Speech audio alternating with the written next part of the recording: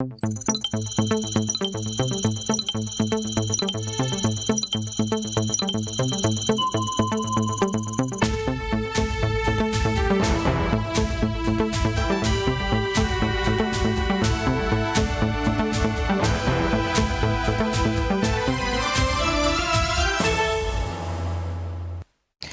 nouveau chef d'état-major de la gendarmerie nationale, le lieutenant-colonel Evrad Somda, a été officiellement installé dans ses nouvelles fonctions. La cérémonie d'installation a eu lieu hier au camp de Paspanga à Ouagadougou. Le lieutenant-colonel Evrad Somda remplace le colonel-major Omer Bambara à ce poste. 4 réseaux de présumés délinquants hors d'état de nuire. Ils étaient spécialisés dans les attaques à main armée, l'arnaque et la corruption. Ce sont les services régionaux de la police judiciaire du centre qui ont mis fin à leurs opérations. Les 10 malfrats et leurs butins ont été présentés à la presse hier. En Tunisie, des magistrats ont manifesté contre la dissolution du Conseil supérieur de la magistrature par le président Kais Saïd.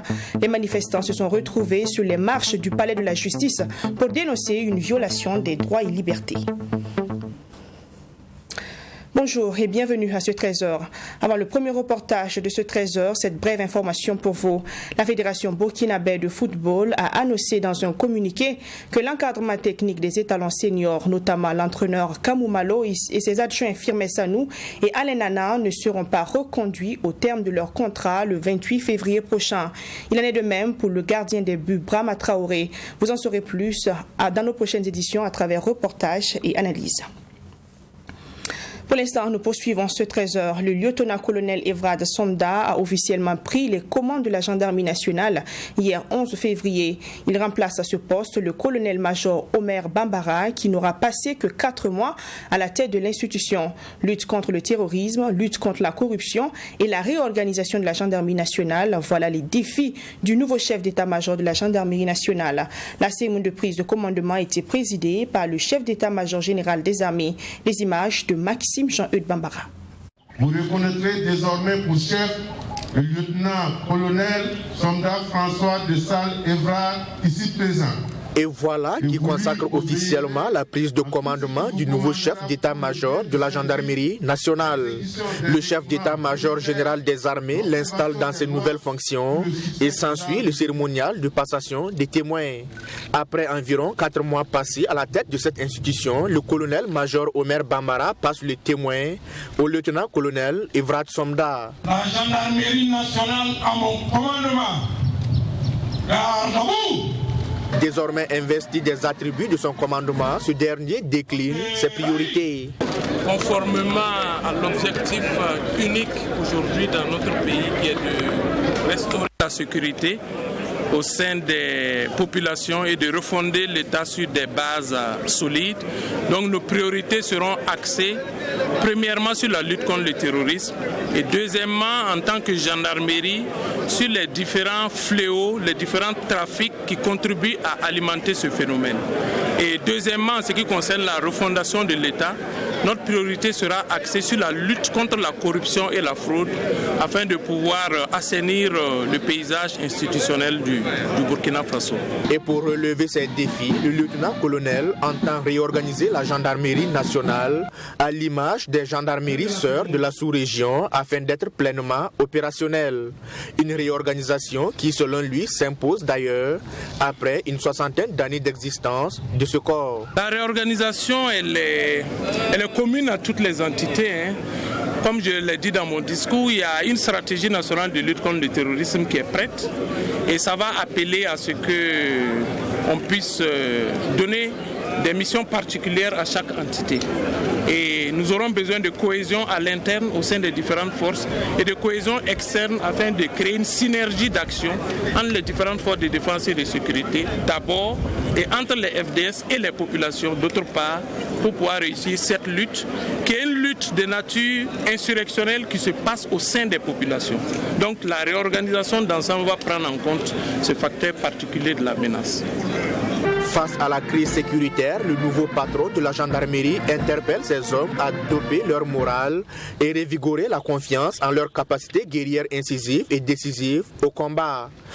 À tous les futurs chefs qui seront bientôt responsabilisés, à tous les gradés de contact, je vous confie un secret que j'ai expérimenté à la tête de l'unité spéciale d'intervention de la gendarmerie nationale. Aimez vos hommes comme vos enfants ou comme vos frères et sœurs. Vous serez épatés par ce qu'ils sont capables de faire pour vous honorer. Élevé au rang de chevalier de l'Ordre national en 2015, médaillé d'honneur militaire en 2013, diplômé de l'école de guerre Paris, le lieutenant-colonel Evrat Somda était jusque-là commandant de la Légion spéciale de la gendarmerie nationale. Il a été nommé chef d'état-major de la gendarmerie nationale le 1er février dernier par le président du MPSR, le mouvement patriotique pour la sauvegarde de la restauration.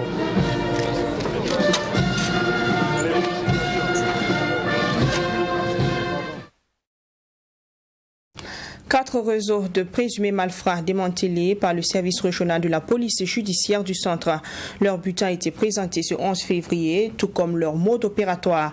Des quatre réseaux, 2 étaient spécialisés dans les attaques à main armée et un autre réseau spécialisé dans l'arnaque et le dernier dans les faits de corruption contre les promoteurs immobiliers et des conseillers municipaux d'arrondissement de Ouagadougou. Les malfrats ont été présentés aux journalistes hier. Les détails de Michael Tougri.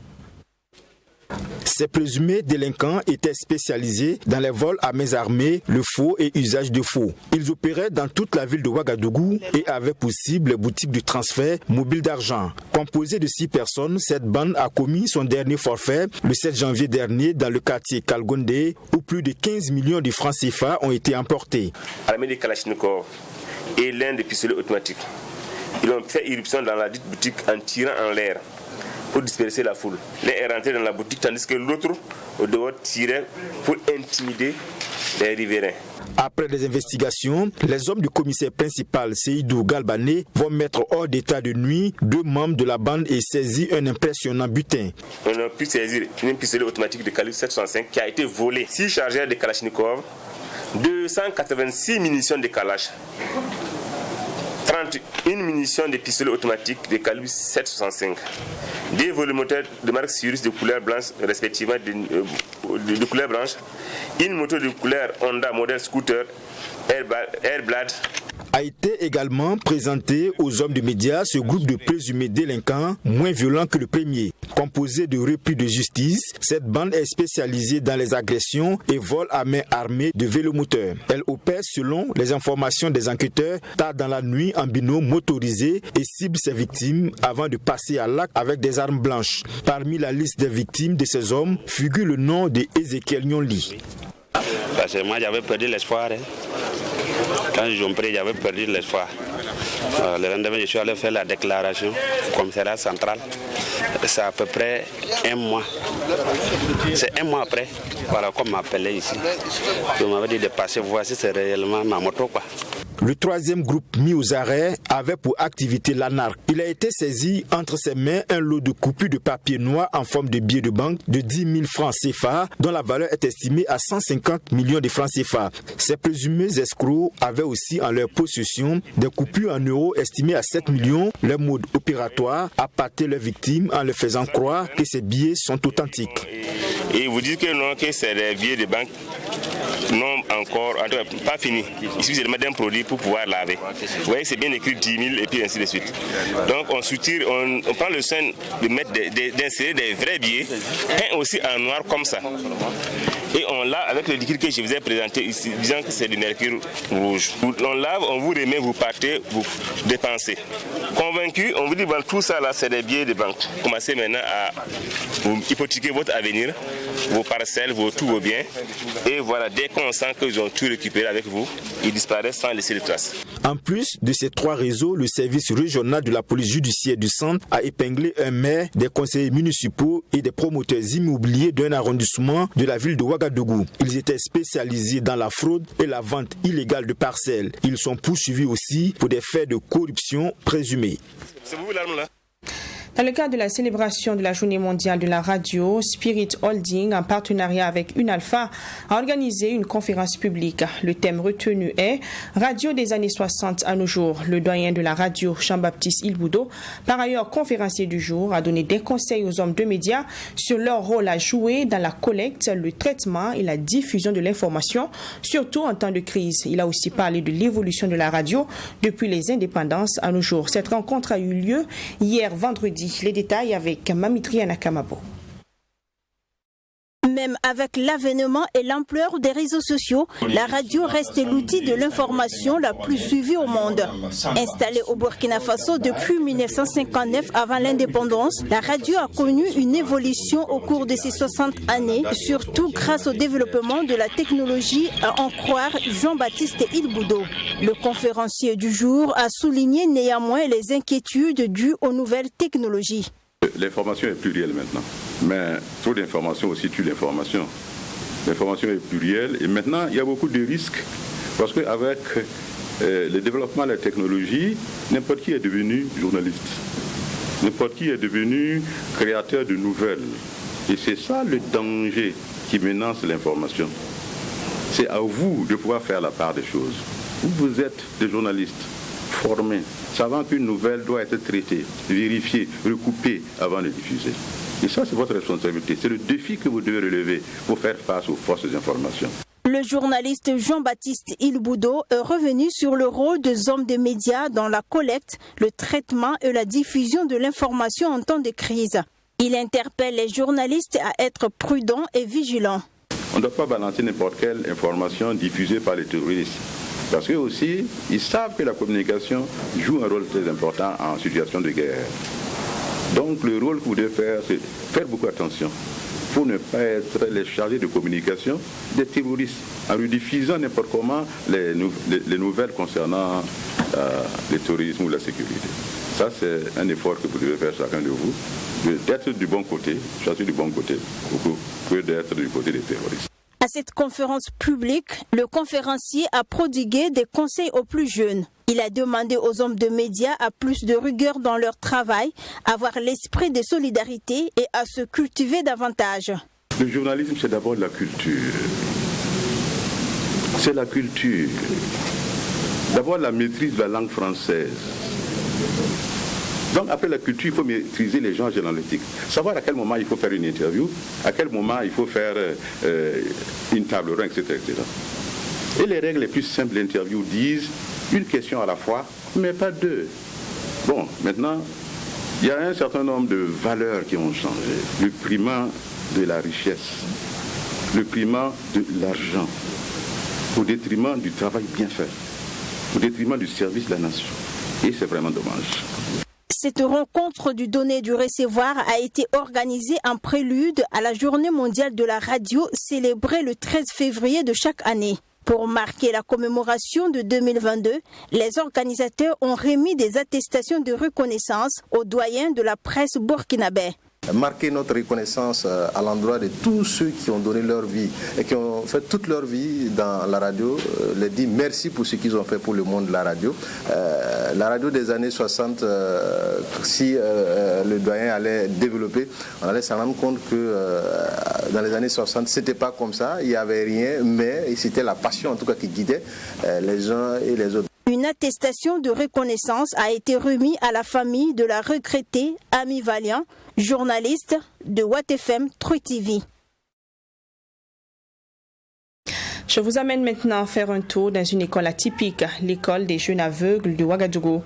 Vous y verrez le travail abattu par des enseignants pour donner aux enfants aveugles et malvoyants une chance d'avoir accès à l'instruction. Il s'agit en fait d'une école associative privée créée en 1987 par l'Union nationale des associations burkinabè pour la promotion des aveugles et malvoyants, UNABEPAM, une association qui s'est fixée pour mission de contribuer à la scolarisation des jeunes handicapés visuels. Au départ, l'école s'est ouverte avec seulement un élève et un enseignant. Mais aujourd'hui, elle compte 197 élèves, parmi lesquels des enfants voyants qu'elle accueille depuis 2017. C'est l'une des écoles qui applique l'éducation inclusive au Burkina Faso. Regardez ce reportage de Sanata Siré. Il est 10h, heure de la récréation, et nous sommes à l'école des jeunes aveugles de Ouagadougou, EJA, une école créée par l'Union nationale des associations burkinabè pour la promotion des aveugles et malvoyants, UNABEPAM, il y a 35 ans, dans le but de faciliter la scolarisation des enfants en situation de handicap visuel. Elle intervient dans les domaines de l'éducation spécialisée, inclusive, la réadaptation et la formation professionnelle des élèves non-voyants et malvoyants, avec des programmes communs aux autres écoles du Burkina Faso. Depuis 2017, l'école des jeunes aveugles n'est plus spécifiquement une école spéciale pour non-voyants. Elle est maintenant une école inclusive qui accueille également des enfants voyants et d'autres types de handicaps. Les enfants voyants sont venus ici par la sensibilisation. Puisque déjà nos enfants vivent dans le quartier, les enfants vivent avec la communauté. Ils sont dans des familles d'accueil, des familles qui les connaissent depuis des années. Alors donc nous avons fait la sensibilisation pour dire qu'on souhaiterait recevoir des enfants voyants avec nos enfants non-voyants pour qu'ils s'acheminent et partent ensemble, qu'ils apprennent ensemble. Et c'est ce qui est fait. Alors il y a beaucoup de parents qui ont eu confiance en nous, qui sont venus vers nous et puis inscrire leurs enfants voyants. C'est la fin de la pause et chaque élève se dirige vers sa classe. Mais avant, il faut soigneusement se laver les mains au savon. Là, nous sommes dans la classe du CEP1. Une classe inclusive qui accueille 17 élèves, dont 12 élèves handicapés visuels et 5 élèves voyants, encadrés par 2 enseignants, l'une voyante et l'autre non-voyant. Ici, difficile de faire la différence. Voyants ou non-voyants, les enfants sont traités de la même façon et tous participent activement au cours.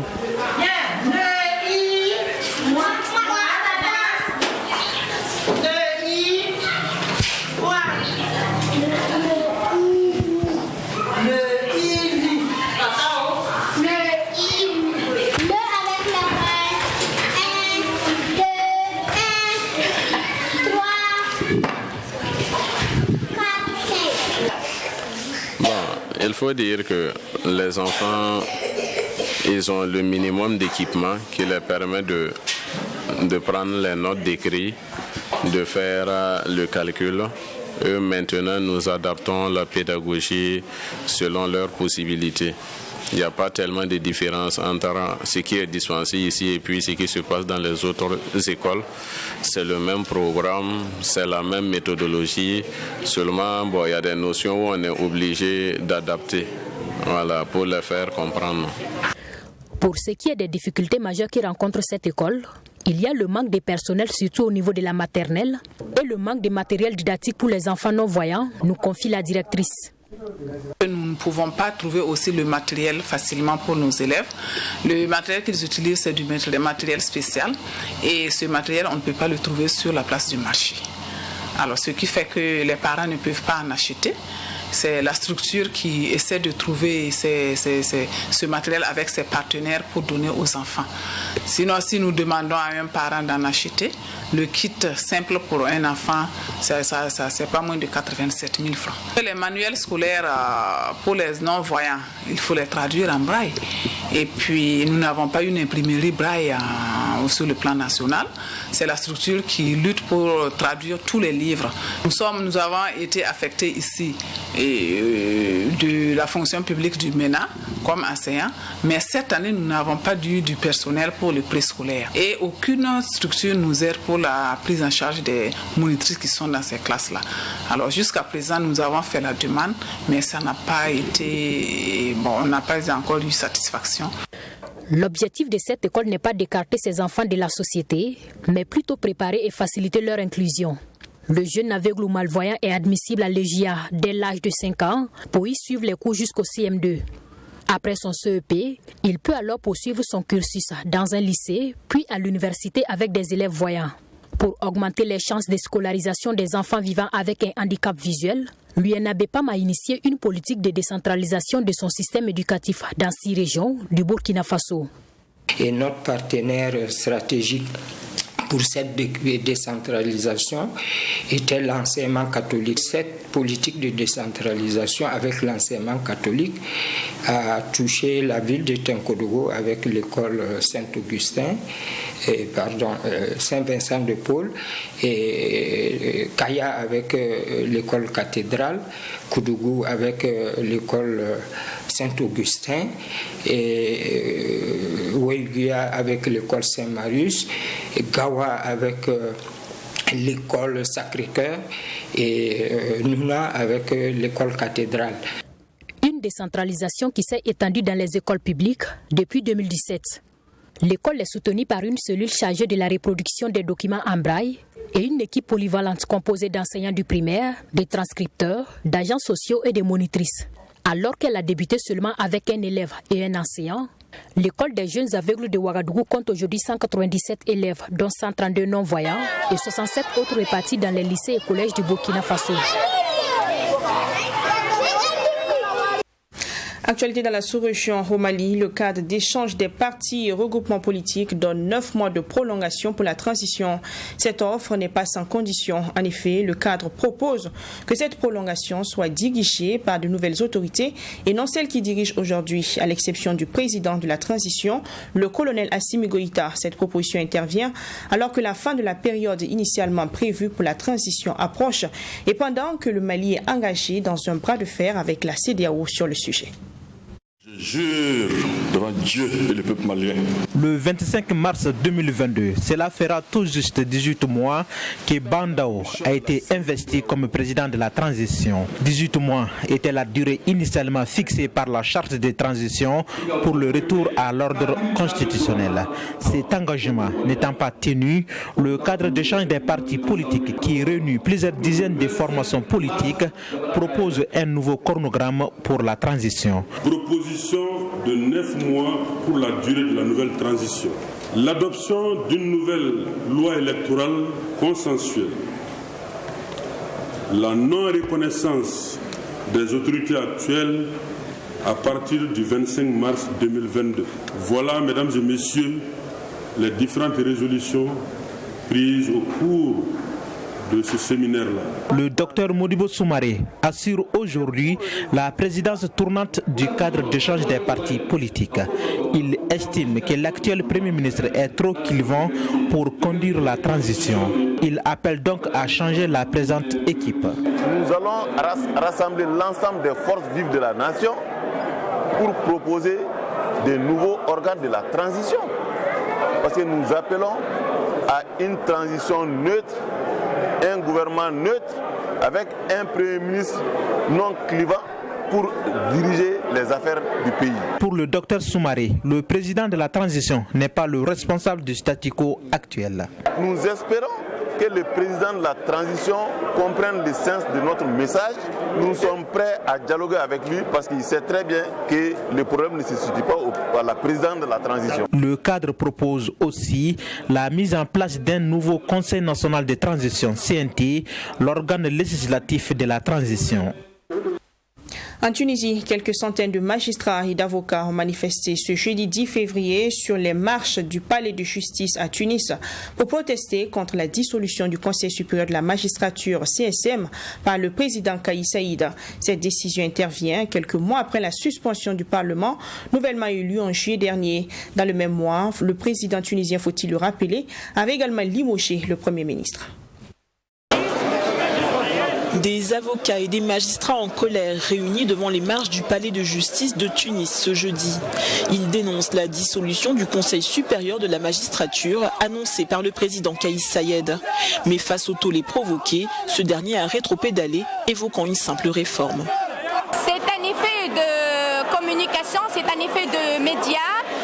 On n'a pas confiance au ministère de la Justice, au président de la République.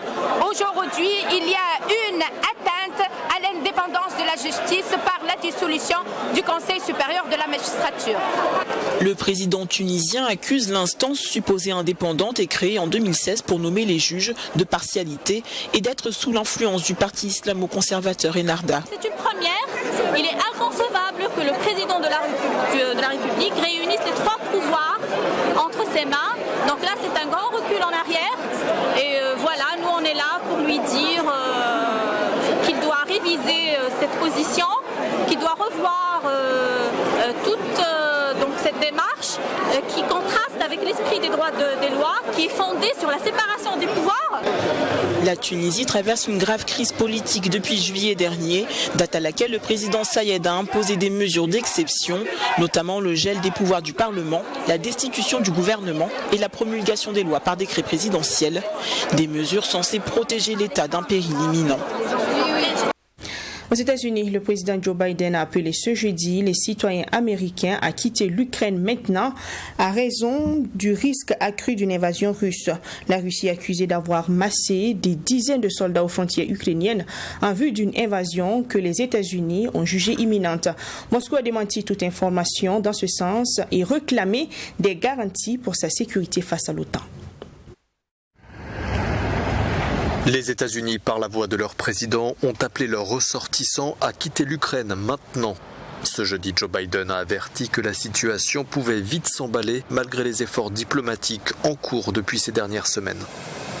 En parallèle, Washington poursuit le déploiement de troupes en Europe de l'Est. Un premier convoi est arrivé ce jeudi sur une base militaire nord-américaine en Roumanie et de l'aide militaire a également été envoyée à destination de Kiev. Une partie de celle-ci est utilisée par l'armée ukrainienne pour des exercices qui se déroulent actuellement dans le Donbass. Ces images satellites issues de la société Maxar Technologies, basée aux États-Unis et publiées ce jeudi, montrent le déploiement russe aux frontières ukrainiennes, mais aussi au Bélarus, où Moscou mène actuellement des exercices militaires conjoints avec Minsk. Ces déploiements militaires russes inquiètent les pays baltes. L'alliance doit être prête à agir rapidement et de manière décisive dans la région.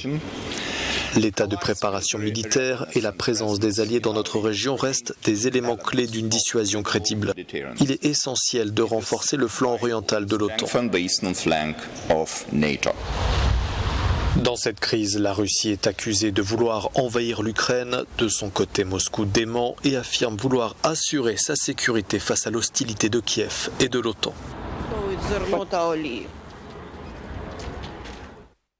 Voilà qui met fin à ce journal. Merci de nous avoir été fidèles toute cette semaine. Merci à toute l'équipe de réalisation. Je vous retrouve certainement la semaine prochaine aux éditions du soir. À lundi, passez un très bon week-end.